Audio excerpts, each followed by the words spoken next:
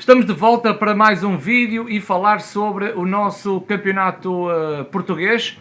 Jornada número 4 ainda não acabou. Hoje, segunda-feira, faltam disputar dois jogos. O Vitória, que recebe em casa a equipa do Casa Pia, e o Vizela vai defrontar a equipa do Gil Vicente. Este fim de semana foi um fim de semana de loucos, ou seja, duas derrotas de dois candidatos ao título fez com que durante este fim de semana as minhas análises, onde eu faço as minhas live streams, tenham demorado um pouco mais, porque a observação foi diferente. Há jogos que a análise acaba por ser mais simplista, mas há outros jogos que me deixam um pouco cansado daquilo que é o tempo de observação das equipas. Posso-vos dizer que no jogo do Sporting eu estive mais ou menos entre 1h15, 1h30 só a falar do Sporting em casa frente aos Chaves.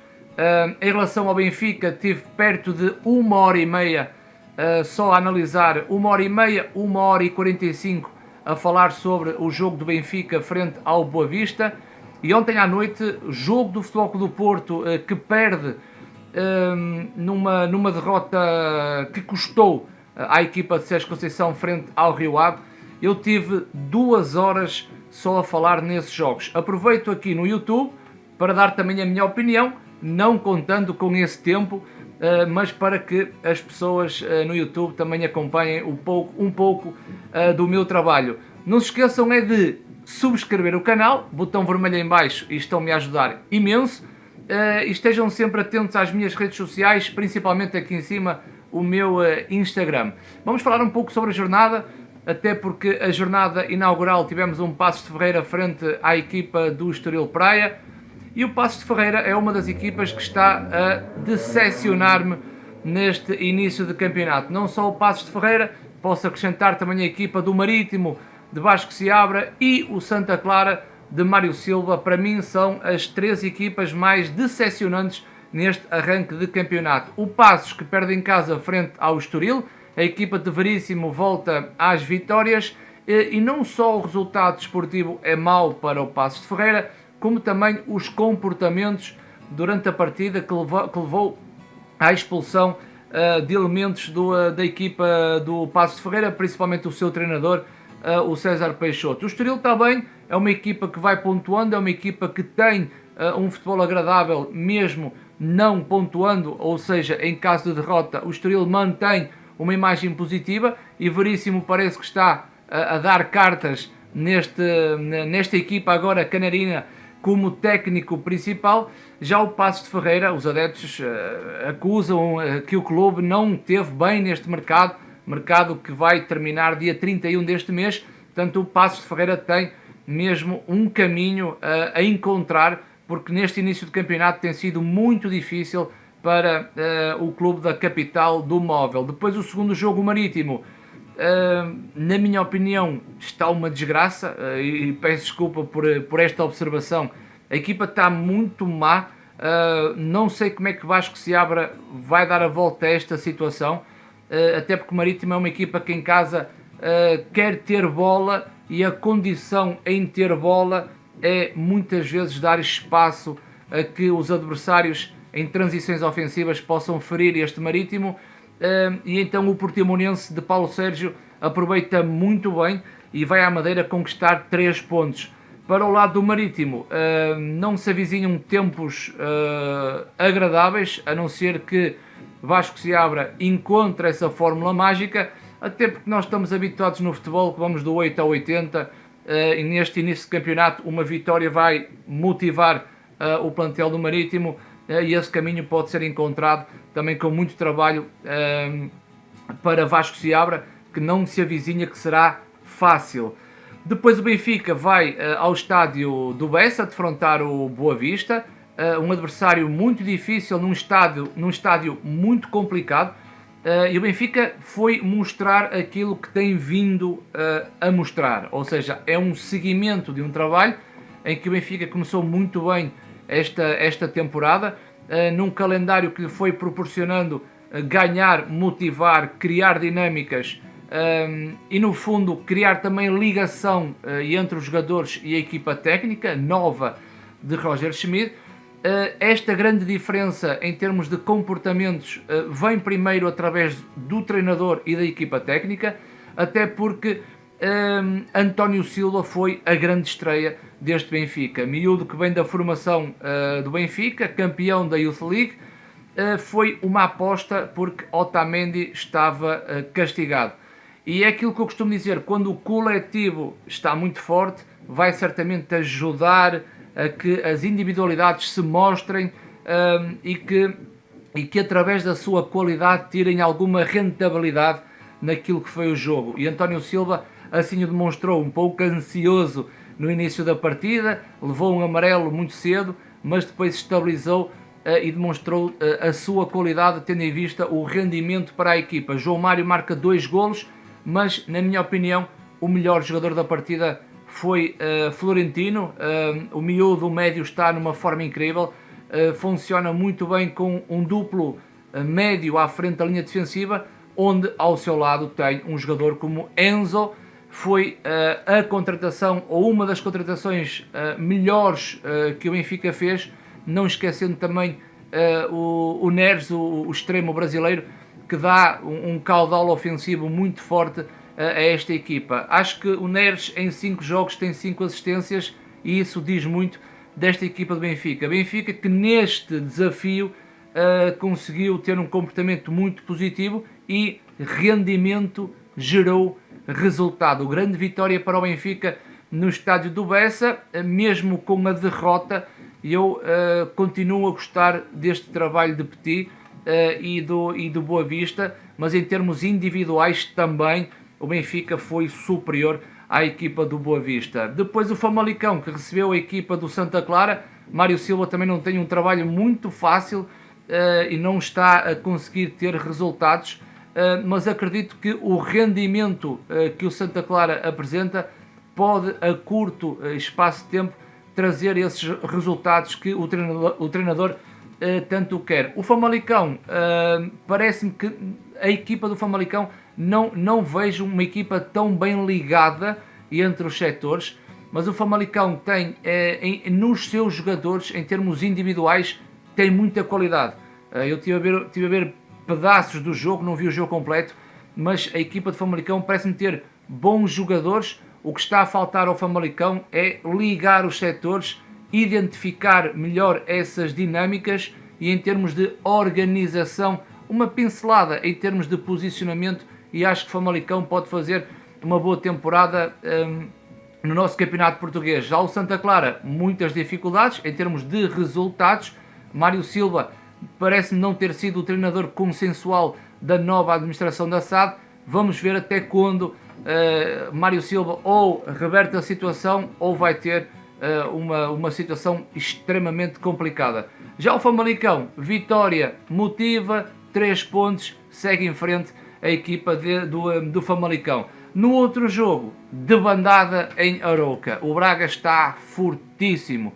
Arthur Jorge, no seu 4-4-2 com Vitinha e Banza na frente, é uma equipa destruidora. É uma equipa que marca o primeiro, procura o segundo, marca o segundo, procura o terceiro, marca o terceiro, procura o quarto golo, e mesmo na segunda parte, já a vencer esta equipa do Arouca por 4-0, o Braga foi sempre à procura de mais e mais. Esta equipa tem um ADN muito agressivo, muito intenso. As vitórias estão a ajudar ao trabalho de Arthur Jorge, isso é bastante visível dentro de campo, e funciona. A parte mais ofensiva do Braga vai funcionando. É um jogo mais pragmático, de processos muito simples, e é a partir dessa fórmula mágica que o Braga se apresenta fortíssimo neste início de campeonato, e a continuar assim poderemos ter um Braga forte nos lugares mais acima da tabela. Realçar também na equipa do Braga o Ricardo Horta, que marca 2 golos, e até final de mercado não sabemos se Ricardo Horta sai do Braga ou não. Facto é que o jogador é muito importante para o processo ofensivo do Braga, e com uma dinâmica que nós já identificámos através dos corredores, os extremos vêm para dentro, os laterais sobem, o Vitinha sai um pouco do posicionamento, Vitinha muito explosivo para que Banza, um jogador muito inteligente, apareça em áreas de finalização, o próprio Vitinha também está com golo, está motivado, e depois o meio campo a 2, que é interessante, porque normalmente as equipas que jogam no meio campo a 2 têm algumas dificuldades, e o Braga encontrou um caminho para consertar essas debilidades e tem construindo bons resultados atrás de bons resultados. Vamos ver esta equipa de Artur Jorge na próxima jornada. Braga está fortíssimo. Depois tivemos o Rio Ave Futebol Clube do Porto e o jogo do Sporting frente aos Chaves. Trouxe estes dois jogos mais para o final, até porque necessita de uma reflexão mais profunda. E peço desculpa, já vamos com 11 minutos de vídeo, mas para também falar dos outros clubes eu preciso de tempo. Em relação ao Sporting, foi um resultado péssimo. Não só o resultado, mas o rendimento. Rendimento gera resultado. Quando não há rendimento, dificilmente gera-se um bom resultado. Ruben Amorim, na minha opinião, entrou com confiança a mais no jogo frente aos Chaves. Chaves, que é uma equipa que subiu este ano à nossa Primeira Liga. E em relação ao Sporting, uma confiança a mais, ou seja, trocar jogadores de setores, em que na minha ótica, no meio campo a 2, em que os três da frente quase que nunca entram no processo da organização defensiva, quando a pressão alta falha, a equipa tem que se posicionar, e quando esses três homens da frente acabam por não funcionar nesse processo, portanto, o Rochinha, o Edwards e o Trincão, dificilmente então o meio campo a 2 vai estar coeso, e vamos ter aí muitas dificuldades, em que na maioria das situações quem vai resolver os problemas é sempre o setor defensivo, mas às vezes o setor defensivo é curto e os problemas começam à frente, e atrás, quando não se resolvem esses problemas, cria muita dificuldade para a equipa que está a defender, neste caso o Sporting.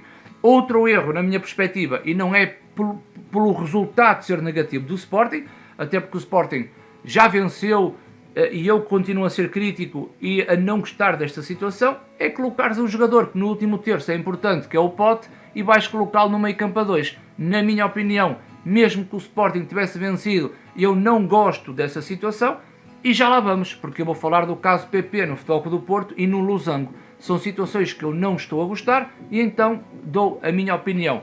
Facto é que o Pote no meio campo a 2 não funciona quando os três da frente não têm esses comportamentos em termos defensivos.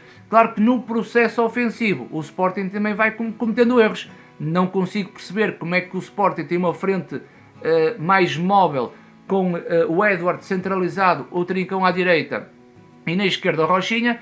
Antes daquela mudança de Coates a ponta de lança, o Sporting tinha aos 65 minutos tinha 25 cruzamentos para a área. Não faz sentido. Se tu crias uma dinâmica para uma frente mais móvel, não faz sentido tu teres 25 cruzamentos. Portanto, o plano que Ruben Amorim traçou para este jogo não saiu, ou saiu furado. O que faz com que o Ruben Amorim, que sempre negou a posição número 9 na contratação de mais um jogador, também afirmou que o dinheiro do Mateus seria para equilibrar as contas e para não ir ao mercado.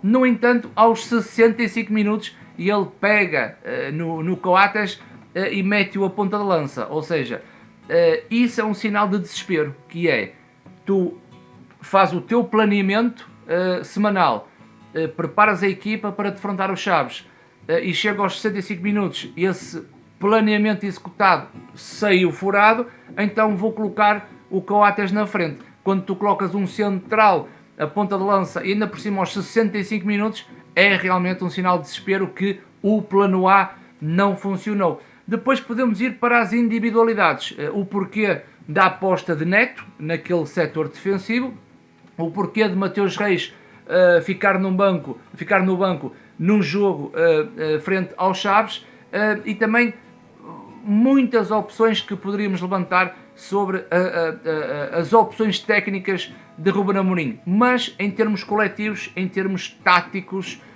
o Sporting para esse jogo não apareceu.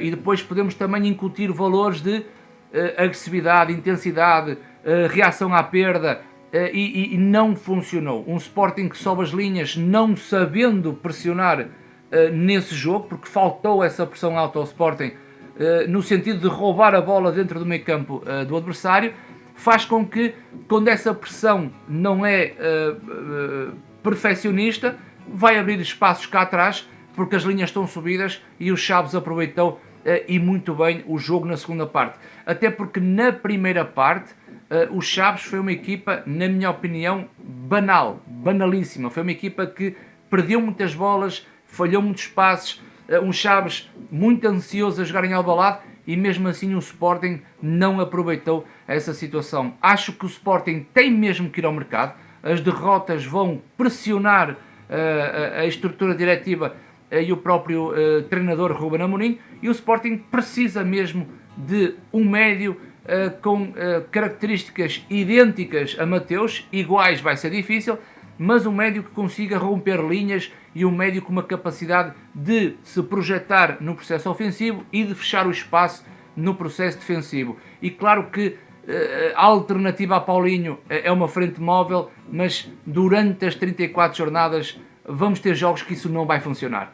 E na minha perspectiva, o Sporting precisa mesmo de uma solução, e já o ando a dizer há muito tempo. O Chaves, historicamente, vence em Alvalade, nunca tinha vencido em Alvalade, conquistando assim os 3 pontos, e o Sporting está no início do campeonato muito complicado em relação aos rivais e também à sua situação na tabela classificativa, e esperando que o Sporting numa Liga dos Campeões consiga fazer um bom trabalho e dar uma boa imagem ao futebol português, mas parece-me que está complicado hoje está complicado. Daqui a 2 semanas veremos como é que está esta equipa de Sporting, até porque futebol é o momento. Em relação ao Futebol Clube do Porto, também uma desgraça. O Futebol Clube do Porto vai a Vila do Conde e tem uma primeira parte de esquecer. Tudo aquilo que estamos habituados a ver do Porto não existiu. A equipa não entrou em campo, a organização do Futebol Clube do Porto foi terrível. Sérgio Conceição estava chateadíssimo, é lógico, até porque no meio disto tudo um clube grande, quando não tem qualquer tipo de rendimento, é impossível ter um resultado. E o Porto não existiu. Sérgio Conceição volta ao losango, portanto aquele losango em que Uribe, interior esquerdo Otávio, interior direito o Bruno Costa, vértice à frente o PP, e não gosto. É a minha opinião, eu não gosto deste losango. Obriga a PP a estar numa zona que não me parece confortável, mas a qualidade de PP faz com que ele apareça em bons momentos desse losango. Mas um losango inclui 4 jogadores no corredor central, o que obriga a ter mais um médio. Não me parece que Bruno Costa seja a solução, não me parece que Gruitch seja a solução. O próprio Eustáquio joga numa zona mais recuada na construção, e o André Franco joga numa zona mais avançada em termos de criatividade. No losango, o Eustáquio poderia entrar no posicionamento de Uribe e o André Franco no posicionamento de PP, e então falta ligar essa mecânica, não só com bola como sem bola. Mesmo um Porto que ganhou no Estádio do Dragão, eu fui um pouco crítico de PP, principalmente na primeira parte, porque não se mostrou muito, mas na segunda parte arrebentou o miúdo, mas isso faz parte das características individuais de PP, o que poderá não ser saudável para o coletivo e para esse losango do Futebol Clube do Porto, até porque o Porto não teve problemas só com bola, teve muitos problemas sem bola. Os 2 primeiros golos da equipa do Rio Ave advêm do lado esquerdo do Futebol Clube do Porto, em zonas em que Otávio deveria ter pressionado o jogador que recebe a ligação e depois parte para o último terço. E quando o Porto na frente, com Evanilson, com Taremi e com PP, não consegue roubar a bola ao adversário daquilo que estamos habituados a ver, depois é tipo um baralho de cartas. Vai cair uma carta, vão cair as cartas todas. À espera que o meio campo depois vá resolver essa pressão ao portador da bola, que não aconteceu, e depois o último setor a ser batido é o setor defensivo, e aí as coisas não tiveram nada bem. Marcano, no jogo de ontem, na minha opinião, foi uma desgraça. naquilo que foi o embate individual, com aquele lance do Aziz, em que o Aziz passa por ele e faz aquele cruzamento para o Pedro Amaral, como também o golo nas costas de Marcano no cabeceamento de Aziz. Mas lá está, em termos de organização, teríamos que ver que a bola vem do guarda-redes, Uribe cabeceia, Bruno Costa não percebeu o que ele fez à bola, cabeceou, e depois uma abordagem muito negativa de João Mário com Pedro Amaral no cruzamento que dá o golo do Aziz nas costas de Marcano. Ou seja, quando o coletivo não existe, vamos esperar que as individualidades possam resolver, e as individualidades ontem do Porto não estiveram bem. Depois temos a dúvida, o Carmo está no banco e não joga no lugar do Marcano, e nós não sabemos o porquê. A insistência de Bruno Costa naquele meio campo, nós também não sabemos o porquê. O trabalhar o losango, em que está visto que hoje, jornada 4, mesmo com as vitórias do Futebol Clube do Porto, não traz grande consistência àquele meio campo, está visto, mesmo no processo ofensivo, mesmo no processo defensivo. A resposta é dada por Sérgio Conceição naquilo que é o trabalho semanal do jogador, e é aquele jogador que está melhor para este jogo, e é o jogador que lhe dá confiança para a aposta neste jogo. O problema é o resultado final, e quando as coisas não acontecem, Sérgio Conceição tem que trabalhar para resolver essas situações. Uma segunda parte que o Porto foi atrás, o Porto depois larga a frente ofensiva com Verón e com Galeno, faz com que o Porto consiga ter mais largura, mais bola, mais velocidade, aproveitando as ações individuais tanto de Galeno como de Verón. Foi fazendo alterações, André Franco lá para dentro. Antes Otávio estava com o Uribe no meio campo, tipo num 4-2-4, 4-4-2, que no processo de ataque era um 4-2-4.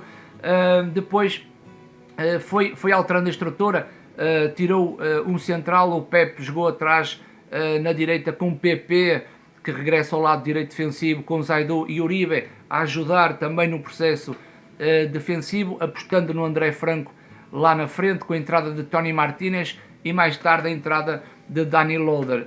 Foi um jogo que uma primeira parte o Porto não existiu, o Rio Ave foi bebendo do oxigênio que o Porto foi deixando através de espaços, e depois uma segunda parte muito mais coração do que com cabeça. O Porto teve oportunidades para marcar mais golos. Há um lance aos 65 minutos que indica que o Porto poderia fazer algo mais em termos de resultado, mas Taremi falhou aquela grande penalidade, o que nesse momento exato foi o momento em que o Taremi, ao falhar o penalti, retira esse oxigênio ao Porto e vai dar esse oxigênio ao Rio Ave. Com um 3-0 é realmente um resultado confortável. Tony Martínez reduz para o Futebol do Porto o 3-1, mas fica aqui o registro que tanto o Futebol do Porto como o Sporting tiveram um fim de semana desastroso. Já o Benfica segue em frente, o Braga